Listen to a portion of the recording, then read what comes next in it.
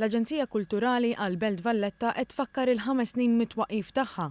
L-Aġenzija Kulturali għall-Belt Valletta twaffqet bħala legat tal-Fondazzjoni Valletta 2018 u komplet bi programmi kulturali kull sena immirati lejn ir-riġenerazzjoni kulturali u soċjali tal-Belt Valletta.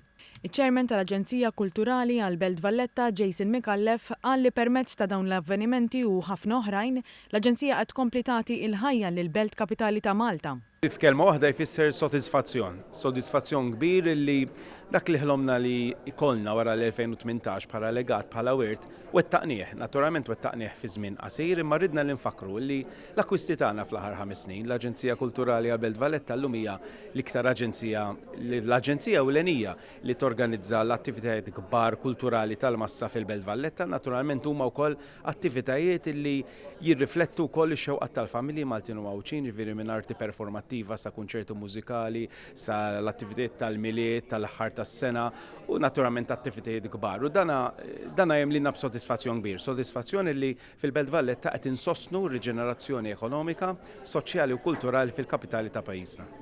Sa mit-twaqqif tagħha 5 snin ilu l-Aġenzija Kulturali għall-Belt Valletta rebħet diversi unuri kemm għall-programmi tagħha kif ukoll għall-Valletta Design Cluster, il-binja ta' żmien il-Kavallieri magħrufa bħala il-Biċċerija l-Antika. Fid-diskors tagħha l-Kap Eżekuttiv tal-Aġenzija Kulturali għall-Belt Valletta, Catherine Tabone, qalet li l-programm ta' din is-sena ivarja minn esebizzjonijiet ta' arti viżiva, kunċerti, avvenimenti għall-familji kif ukoll programmi u workshops immirati għat-tfal. Il-Ministru Owen Bonnici sostna li l-programm kulturali għall-2024 huwa eżempju ċar ta' kemm għandna nibqgħu nimbuttaw il-prodott, l-identità u l-kultura Maltija ġewwa l-Belt Valletta.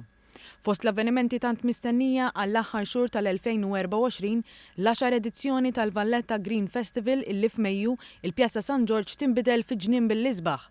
F'Ġunju jirritorna l-5 darba l-Valletta Pageant of the Seas li jittella kull sentej fil-Port il-Kbir, kif ukoll l-Opera in the Capital bis-sem ta' tenuri u kantanti Maltin ta' fama internazzjonali.